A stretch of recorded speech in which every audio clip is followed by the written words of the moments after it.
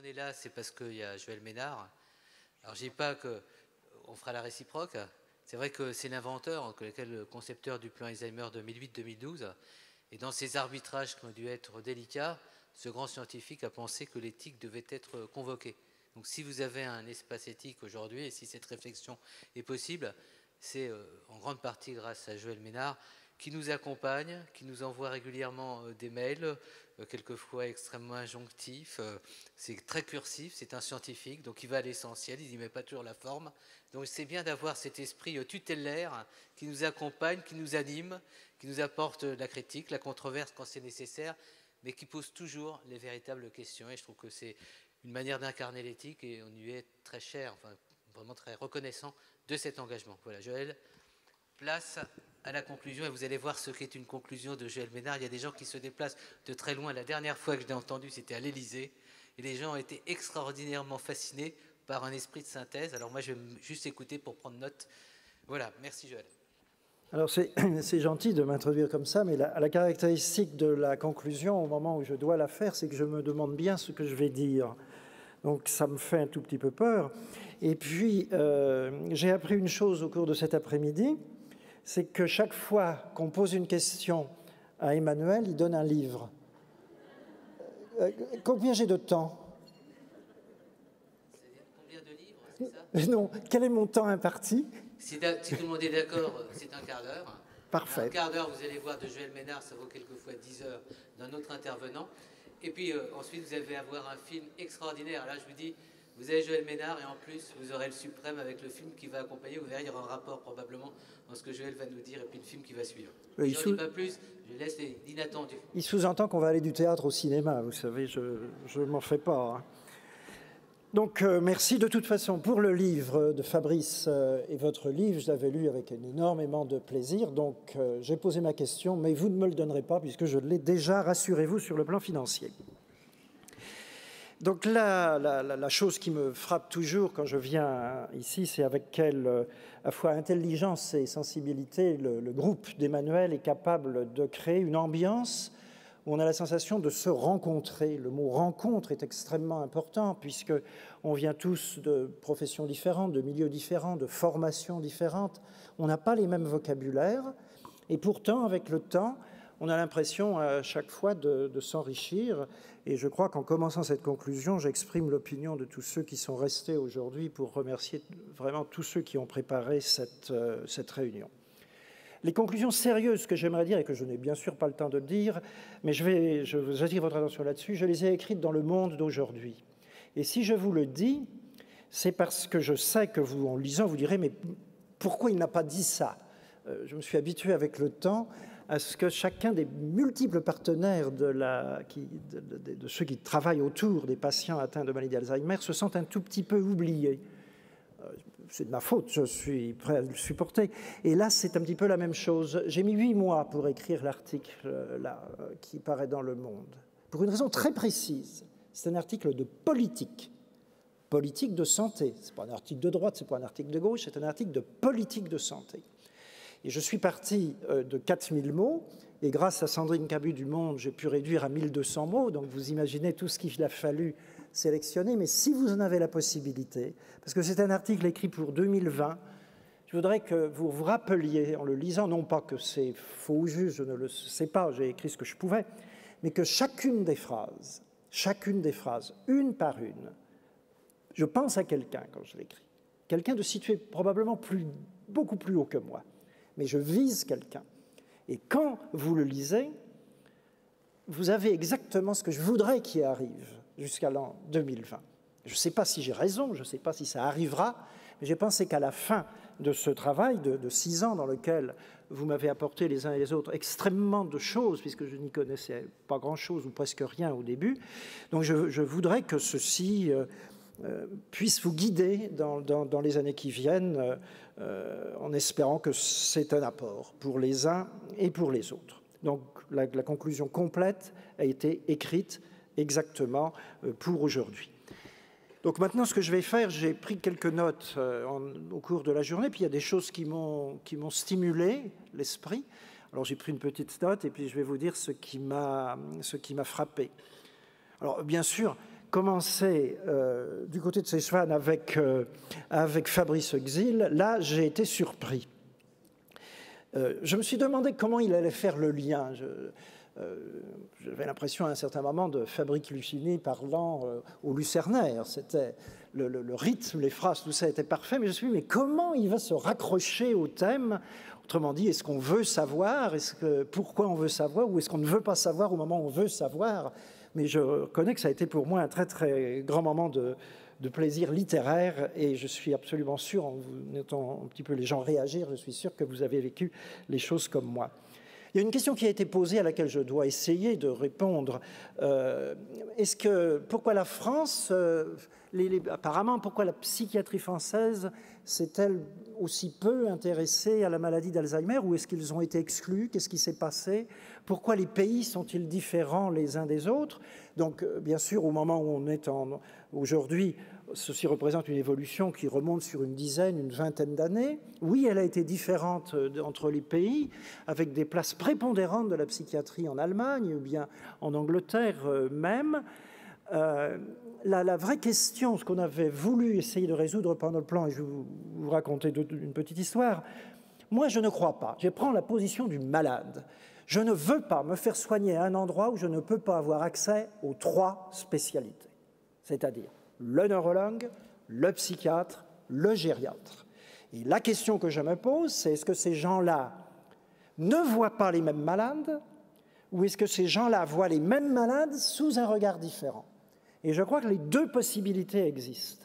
Et ce fut un combat pendant plusieurs années pour essayer d'avoir une circulaire qui encourage les gens à s'organiser de cette façon-là. Je ne suis pas fou, j'imagine bien qu'on ne peut pas avoir tous les jours les 3 personnes disponibles, mais à tout moment, on doit pouvoir jouer avec l'une ou avec l'autre dans des conditions de confort pour la personne qui soit suffisante et qui ne le déplace pas dans des endroits multiples comme cela peut arriver dans certaines villes. Eh bien, à la fin, la circulaire qui a été menée par une longue négociation avec la gentillesse de M. Robert de Nice a conclu que les consultations de mémoire devaient avoir 2 spécialités au moins.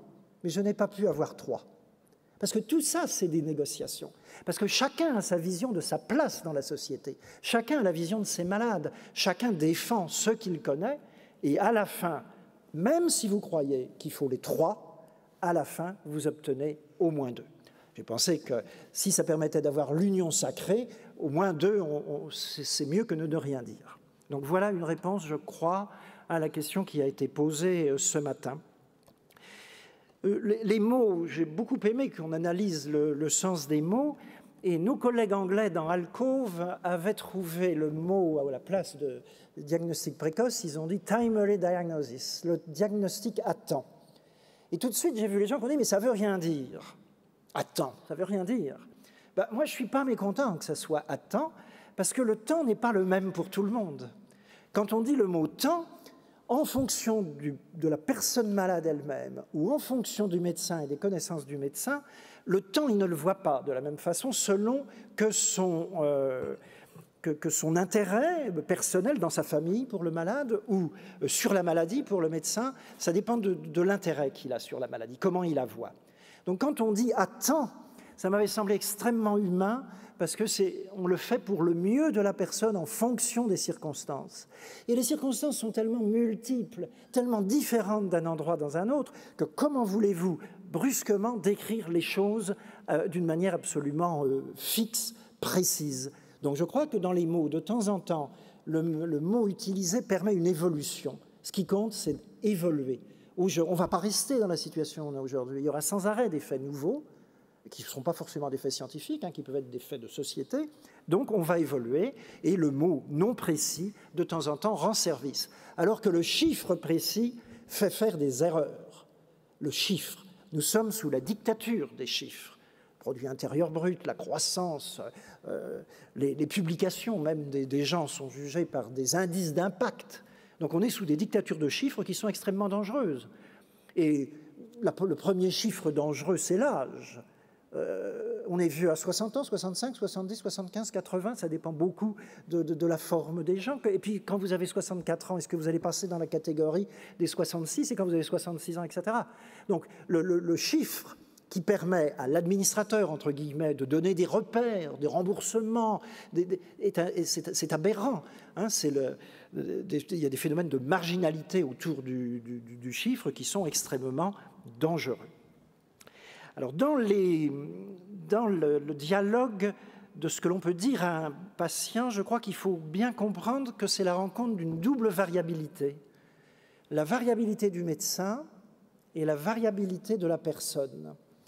Les médecins sont différents les uns des autres, mais le même médecin est différent d'un jour à l'autre, parce qu'il est imprégné dans sa mémoire récente par les cas les plus récents qu'il vient de voir. Donc, quand il y a une rencontre de deux variabilités comme cela, c'est quand même assez difficile. Il y a toujours une marge d'inconnu qui fait, on l'a dit ce matin, la médecine n'est pas devenue une science, elle reste un art par la rencontre de cette variabilité, de cette perception différente des gens. Donc là encore, je me méfie beaucoup des règles qui seraient parfaitement établies ou que tout le monde doit suivre. Il faut interpréter les choses avec probablement un peu plus d'humanité que de référence à des textes. Qu'est-ce qui m'a fait plaisir et qu'est-ce qui m'a fait souffrir? Alors, j'ai sélectionné trois choses. D'abord, ce qu'a décrit Madame Laetitia Nasquet-Ribert sur l'évolution de la littérature et du cinéma me semble être majeur. Moi, je travaillais sur l'hypertension artérielle, le rein, etc. Il n'y a pas de littérature sur le rein, il n'y en a pas. On ne fait pas de film sur la prostate des vieux messieurs. Il n'y a pas d'imaginaire. Et l'analyse de cette littérature qui change, et j'ai mon ami Poncet qui est devant moi, c'est vrai que quand on voit se souvenir des belles choses où il avait apporté sa touche de technicien neurologue, on rentre dans la maladie d'une manière qui est tout à fait extraordinaire. Et j'ai presque plus appris des lectures que des cours de mes collègues. Je revois le livre de Madame Couturier, qui a écrit juste le plus loin qu'elle pouvait, et on voit tout se dérouler, toute sa pensée. Et je crois que dans tout ce qu'on discute actuellement sur la phase présymptomatique ou post-symptomatique de la maladie, je pense qu'il y aura une littérature qui va apparaître, où les gens s'exprimeront, où le médecin peut encourager les gens à s'exprimer. Et c'est au même titre que la publication scientifique, l'approche littéraire, ou l'approche cinématographique, ou l'approche de théâtre de la maladie, apporte beaucoup. Et c'est extrêmement enrichissant pour quelqu'un comme moi, formé, comme l'a dit Emmanuel, à la science. La science, c'est quand même, on essaye d'être scientifique en donnant l'apparence d'être dur. On essaye d'être administrateur en ayant l'apparence d'être dur. Mais la vie, c'est pas ça. Et donc, quand j'ai entendu qu'éventuellement, la vision sur la maladie changeait, là, j'ai été heureux, parce qu'on a écrit dans le plan « changer le regard de la société sur la maladie », mais je me suis toujours demandé « changer le regard », mais dans quelle direction? Alors, inutile de vous dire que par caractère, et parce que j'ai eu l'occasion dans ma vie de me battre sur d'autres sujets, je ne peux pas avoir une vision négative totale d'une maladie quelconque, c'est impossible. J'ai souffert probablement, comme vous, de voir que Mme Benguigui, l'actrice, est morte d'un cancer du sein à 47 ans. C'est des souffrances épouvantables. Quand on y pense, c'est affreux. Ou Carcassonne, qui était l'un des plus grands juristes français, le mari de Claire Bretéché, qui meurt brutalement d'un accident vasculaire cérébral. On peut se dire c'est une tension qui n'est pas traitée et tout ça. Donc toutes ces choses-là, c'est des souffrances. Mais il n'y a pas une souffrance qui est plus forte qu'une autre. Quand vous aimez les malades, vous souffrez de tout ça, vous imaginez ce qui se passe. Et à ce moment-là, la seule manière de s'en sortir, c'est de penser qu'on sert tous à quelque chose, qu'on est en mouvement. Donc le fait que changer le regard sur la société, ce n'est pas pour moi un langage triste. De temps en temps encore dans les présentations, et je le comprends, il y a une tendance à trouver des mots qui soient forts sur la souffrance ou toutes les formes, etc. Mais les autres aussi souffrent. Et c'est pour ça qu'on n'a pas le droit, c'est facile de porter la souffrance qu'on a vécue soi-même. C'est beaucoup plus difficile de porter la souffrance des autres. Et le mot qui m'a frappé aussi dans ce qu'a cité Fabrice, il a dit à un moment, qui accroît sa science accroît sa douleur. Eh bien, je peux vous dire que vous avez, mes collègues et les malades, tous les gens que j'ai rencontrés, vous avez accru ma science. Mais que également, le mot est juste, cela accroît la douleur. Parce qu'avant, J'avais soigné des gens, j'avais suivi des gens de ma famille, mais je ne savais pas dans le détail ce qu'était cette souffrance. Et à ce moment-là, c'est normal que l'on en tire vers les choses positives. Donc, le fait que la littérature et le cinéma aient été jugés plus optimistes au cours des 5 dernières années est pour moi la meilleure nouvelle que j'ai eue de toute la journée. C'est ça que je mets en tête. Alors, la deuxième chose que je retiendrai, c'est la question qui a été posée à Judith Mollard sur les formations des aidants des maladies d'Alzheimer. Parce que la question a été posée d'une manière tout à fait intéressante. C'est toujours comme ça que j'ai été abordé au cours des 5 ans. On me dit, vous savez, ça ne marche pas du tout.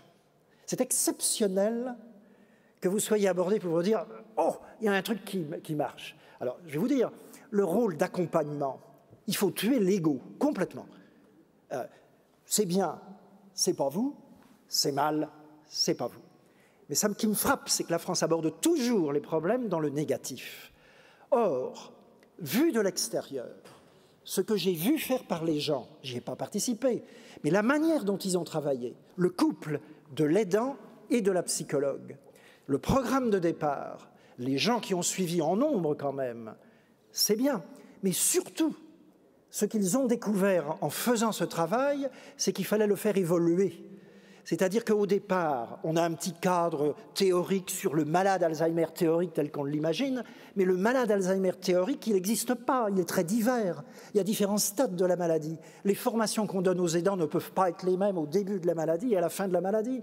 L'idée que le petit cursus qui a été écrit de X heures d'enseignement persisterait, c'est fou. Mais par contre, les gens eux-mêmes vont le faire évoluer. Et je souhaite vraiment vivement que cette approche qui est exceptionnelle, où on explique aux gens qu'ils peuvent venir, s'ils ne veulent pas, ils ne viennent pas. Ils ne viennent pas pour se faire enseigner comme des retours à l'école. Et puis il y a des gens qui ne veulent pas venir. Mais il y a à leur disposition quelque chose qu'il faut leur faire connaître et dont le point le plus important est qu'ils vont évoluer. Donc si on vous dit que ça n'a pas marché, je ne sais pas sur quels critères. C'est l'ensemble de la France qu'il faut voir. Et l'espoir surtout, c'est que c'est le tout début. Ça va continuer comme il est. Ça va continuer, ça va s'améliorer.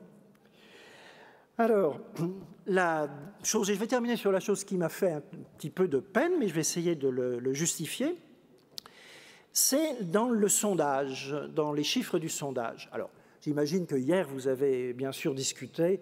Se mettre en position théorique, c'est toujours un tout petit peu dangereux. Un test fiable, il faudrait savoir ce que c'est. Donc tout ça est un peu artificiel, mais il vaut mieux avoir des données que ne pas avoir de données. Eh bien, dans l'une des questions qui est posée, c'est qu'est-ce qui vous semble prioritaire ou important? Et si vous avez vu les graphiques, c'est pour moi, dramatique, en dernier. Participer à des groupes de recherche vient en dernière position. Alors, je comprends parfaitement, et c'est important que nous le sachions tous, que quand on vient voir un médecin, on ne vient pas d'abord pour faire de la recherche. Ça, c'est sûr. Mais, tout au long du plan, en utilisant des formules qui frappent, je suis conscient que c'est des formules, mais quand on dit le devoir de recherche et le droit de recherche, si on ne fait pas passer ce message-là, on n'a aucune chance, ni les uns ni les autres, de se sortir de la maladie d'Alzheimer. Et pour penser, pour moi, il y a urgence. Parce que, de toute façon, la situation sera fonction de l'âge et il faut rapidement trouver des solutions. Et quand on dit rapidement, c'est 10 ans, 20 ans. Donc, il faut le dire aux gens. On ment aux gens. Quelqu'un l'a dit. On ment aux gens. On ment aux gens parce que quand on a un business dans l'industrie, il faut faire venir l'investisseur, il faut lever des capitaux. Donc vous ne nous montrez que des résultats qui sont attrayants parce que vous levez l'argent comme ça. Quand vous êtes responsable d'une institution, l'hôpital, l'INSERM, peu importe, pour avoir votre budget, il faut que vous fassiez des découvertes, donc il faut les promouvoir. Et quand vous êtes dans un milieu de recherche, pour que vous soyez resubventionné, il faut dire que vous avez des résultats positifs. À tel point qu'on sait maintenant que les résultats négatifs ne sont pas publiés. Donc,